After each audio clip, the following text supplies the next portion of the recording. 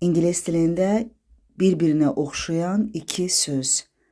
Accept və expect. Accept və expect. Hər birinin fərqli mənası var və fərqli qrammatik xüsusiyyətləri var. Gəlin tək-tək fərqli xüsusiyyətlərinə, mənalarına baxaq və onları cümlədə işlətməyə çalışaq. Birinci accept-dən başlayaq. Accept söz önüdür, bağlayıcı və feil kimi istifadədə oluna bilir.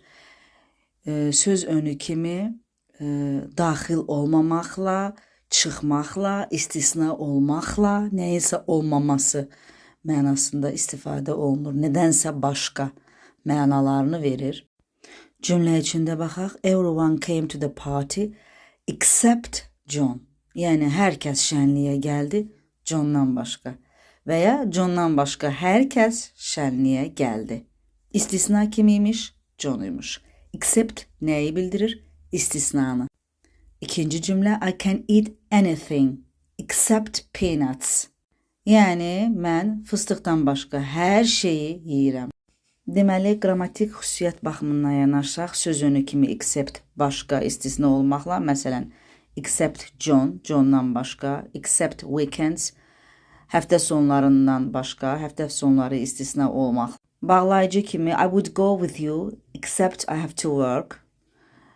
Yəni əgər işləməsəydim, səninlə gedərdim. Bu mənanı verir.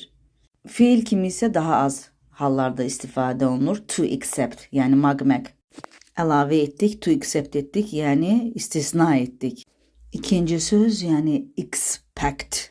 Expect, bu bir feildir, gözləmək deməkdir.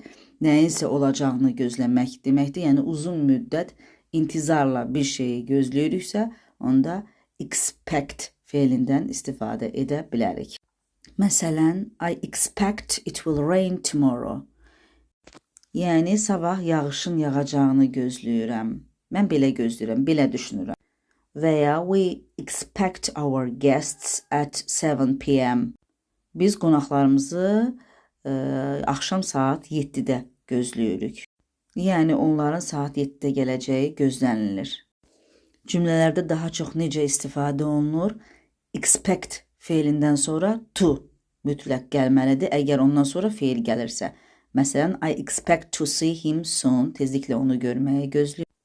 Daha sonra expect feilindən sonra tamamlıq gəlib, arasına tamamlıq girə bilər və yenə məstəri istifadə olunur, to'lu, yəni I expect him to come early. Yəni onun tez gəlməyini gözləyirəm. Ortaya bir tamamlıq daxil olur. Və expect feilindən sonra that gələ bilər. Yəni I expect that he will call. Mən onun zəng etməyini gözləyirəm. Mən gözləyirəm ki, o zəng edəcək. Ki mənasında. Əgər mövzunu başa düşmüsünüzsə, onda sizin üçün verilmiş tapşırığı həll etməyə çalışın. Boş yerlərə indicə öyrəndiyiniz accept və ya expect sözlərini qoyun. Təbii ki, düzgün tərcüməyə əsasən.